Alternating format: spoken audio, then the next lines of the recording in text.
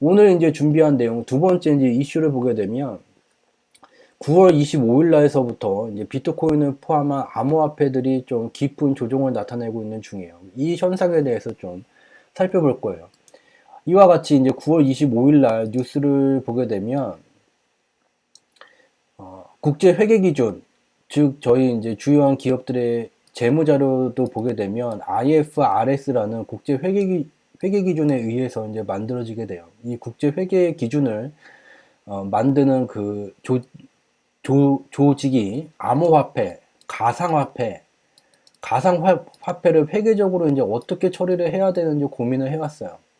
그래서 그 결론을 이제 공표를 했어요. 이 가상화폐라는 것은 화폐도 아니요, 금융상품도 아니다. 그래서 회계 처리를 할 때 단지 무형자산이나 재고자산으로 분류를 하면 된다. 즉, 가상화폐, 지금까지 이제 주요한 뉴스들을 보게 되면 금융시장이 불안하니 안전자산격인 비트코인으로 수요가 간다. 안전자산이라고 표현하는 뉴스 기사들, 언론사들도 존재를 했어요. 회계 기준을 정하는 IFRS에서 이제 안전자산, 이게 아니라는 거죠. 이 통화도, 화폐도 아닐 뿐더러 금융상품도 아니라 그냥 재고자산이라는 거예요. 재고자산. 그래서 이러한 뉴스가 나오게 되면서 암호화폐, 가상화폐에 이제 투자하는 사람들은 현재까지 뉴스를 보게 되면 안전자산, 금과 같다, 미 달러와 같은 가치를 갖는다라는 것에 세뇌되어져 있었는데 사뭇 충격을 받게 되겠죠. 근데 여기에도 이제 비상식적인 현상이 존재를 해요. 9월 25일 날 이 뉴스가 IFRS가 이제 가상화폐를 돈이 아니다, 재고자산격으로 그냥 회계장부에 처리한다 라고 정한 게 굉장히 충격적이었는지 이제 급한 조정이 진행됐어요. 근데 굉장히 이상한 현상이에요. 만약 IFRS 국제회계기준에서 이렇게 가상화폐를 돈이 아니다라고 확정을 한 것이 이러한 가상화폐 투자하는 투자 심리에 악영향을 줬다면 이 IFRS 국제회계기준에서 이러한 발표를 하자마자 한 당일날 이와 같은 이제 조정이 나왔어야 돼요. 이 기사는요, 사실 과거 기사예요. 이미 보도가 된 옛날 기사예요. IFRS는 9월 25일 날 이 발표를 한 게 아니에요. 국내에도 보도된 바 있듯이 9월 23일 날 오전 6시경에 IFRS가 이렇게 가상화폐를 돈이 아니란다, 재고자산으로 처리를 하는 것으로 공표를 했다는 보도가 9월 23일 날 대한민국에도 언론을 통해서 전달이 됐어요. 근데 9월 23일 날은 아무런 가상화폐에 투자하는 사람들의 투자 심리가 위축이 된 바가 없어요. 언론을 통해서도 보도가 됐고. 근데 이틀이나 지난 뒤에 갑자기 뜬금없이 이런 기사, 과거에 나갔던 것을 다시 재방송을 하게 되면서 조정이 나오고 있어요. 상식적이지가 않죠. 상식적이지 않다는 것은 무엇이 됐건 간에 인과성으로 설명이 되지 않는 것은 딱 두 가지예요. 하나는 정치적인 요인이 고려되고 있다. 그리고 두 번째는 누군가의 주관이 굉장히 강력하게 반영되고 있다는 것이에요. 이 두 가지 중에 하나의 원인이 있다는 것을 인지할 수 있게 돼요. 여기서 이제 잠깐 이 가상화폐라는 것이 뭔지, 좀 왜 만들어지게 됐는지 생각을 할 필요가 있죠. 컴퓨터가 나오니 가상화폐도 나온 거가 아니에요. 보게 되면 2008년도 국제금융 위기 시기로 돌아가게 돼요.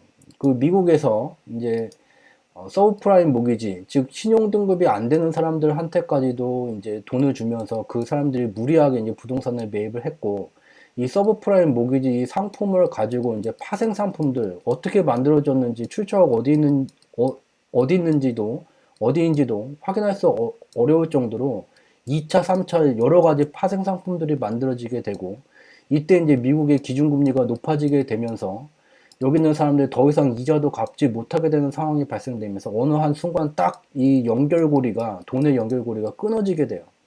그렇게 되면서부터 이제 세계 부동산 버블이 붕괴되고, 세계 금융시장들 보증을 섰던 금융기관들이 무너지게 되고, 미국에 있는 자동차 이제 기업들도 다 이 연결고리에서 흔들리게 돼요. 그래서 이러한 상황에서 미국뿐만 아니라 주요한 국가들의 이와 같은 경제가 급격한 격한 조정을 겪게 돼요. 여기서부터 이제 세계 주요한 조직들, 투자기관들, 사람들은 이제 문제 인식을 갖게 돼요. 이와 같은 무리한 파생 상품들을 만들고 이와 같이 상식적으로 납득이 되지 않는 행위를 해온 이유는 소수의 금융기관들, 즉 막강한 금융력을 바탕으로 과점적 지위를 누리고 있는 이 소수의 금융기관들이 판을 잡았기 때문이다. 이 판을 엎어야지 된다. 즉 소수의 조직들이 이 금융시장을 좌우하는 것을 막기 위해서 이제 고안되어 나온 것이 이제 가상화폐예요. 가상화폐는 이와 같이 소수의 집단들에 의해서 금융이 장악되는 이와 같은 현상을 배제하고자 하는, 개선하고자 하는 취지에서부터 만들어지게 된 거예요. 근데 얘도 이제 상식적이지가 못해요. 우리가 보통 이제 암호화폐 비트코인 말하면 채굴을 한다고 말하잖아요.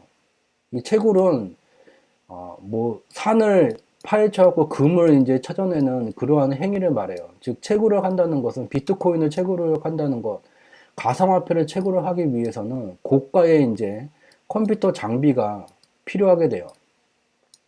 고가면 고가일수록 성능이 더 좋고 속도가 더 빠르기 때문에 고가의 이런 장비를 필요로 하게 돼요. 이 고가의 장비를 또 살려면 어떻게 돼요? 돈이 많아야 돼요. 그래서 지금 결과를 보게 되면 소수에 의해서 금융시장이 독점되는 것을 막기 위해 고안된 이 비트코인이 상위 0.65%가 비트코인 현재 보유량의 87.30%를 과점해 버렸어요.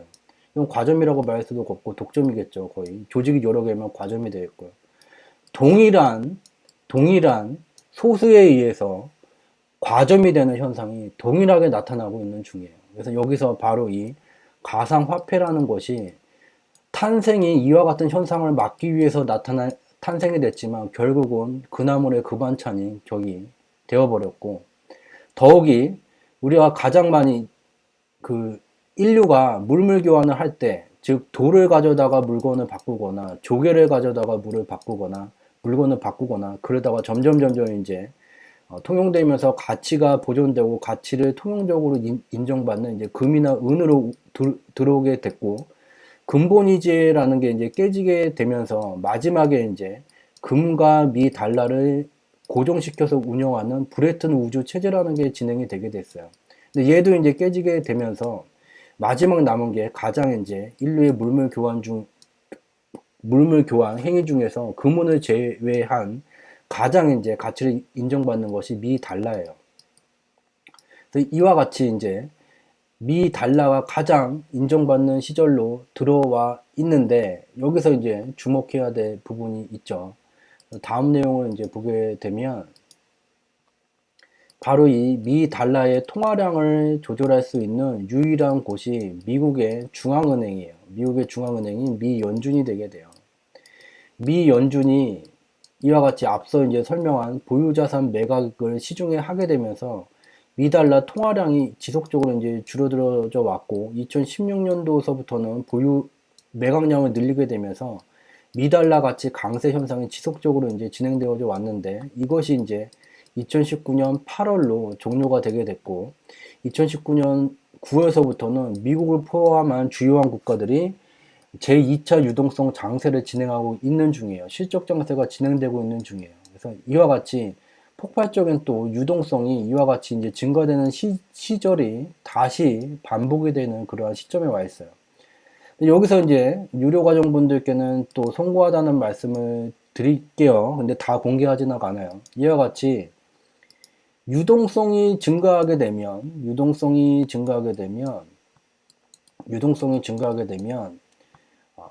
금이나 미 달러와 같이 얘네들은 이제 가져가면은 쌀 얼만큼, 빵 얼만큼, 밀 얼만큼 교환을 어느 정도 할 수 있다는 그 감이 잡혀요.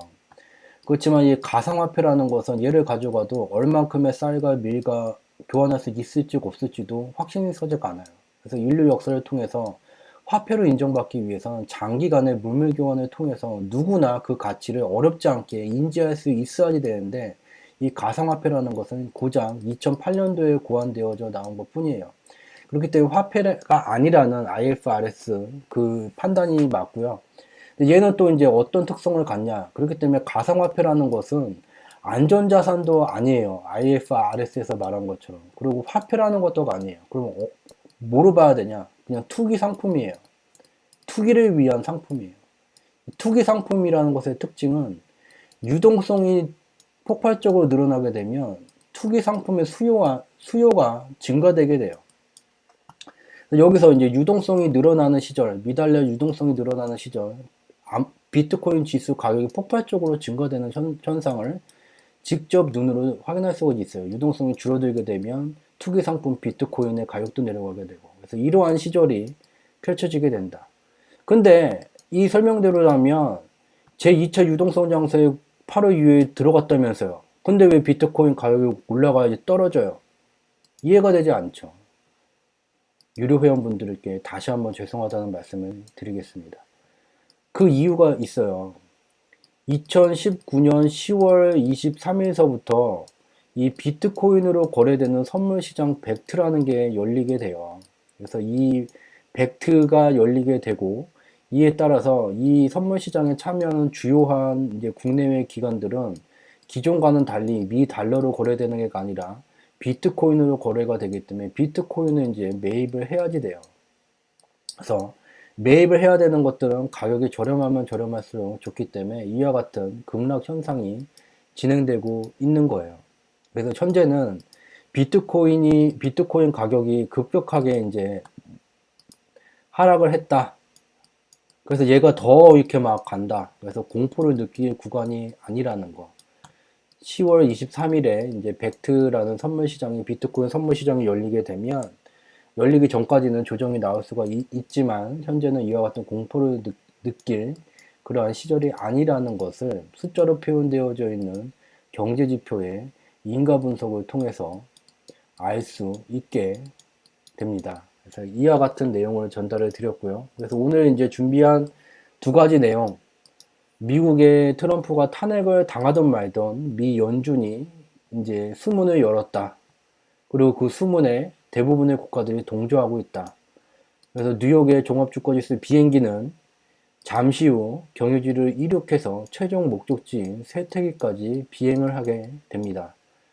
오늘 이제 두 번째 준비한 내용, 비트코인이에요. 그래서 비트코인도 최근에 조종이 깊었지만 공포의 구간이 아니다라는 것을 이제 인지할 수가 있게 돼요. 그래서 이와 같이 저희 경제지표 스토리텔링에서 숫자로 표현된 경제지표의 인가 분석을 통해서 분석하는 것들은 현재 벌어지고 있는 경제 현상을 분석을 하고 그것이 어떠한 방향성으로 우리의 삶에 다가올지를 파악하게 돼요.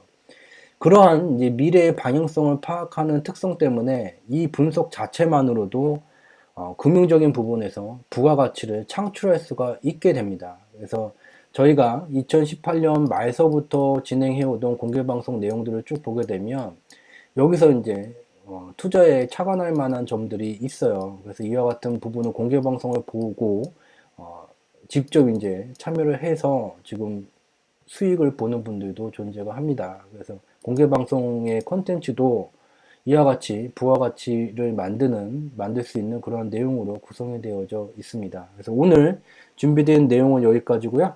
늦은 시간까지 함께 참여해 주셔서 진심으로 감사드립니다. 감사합니다.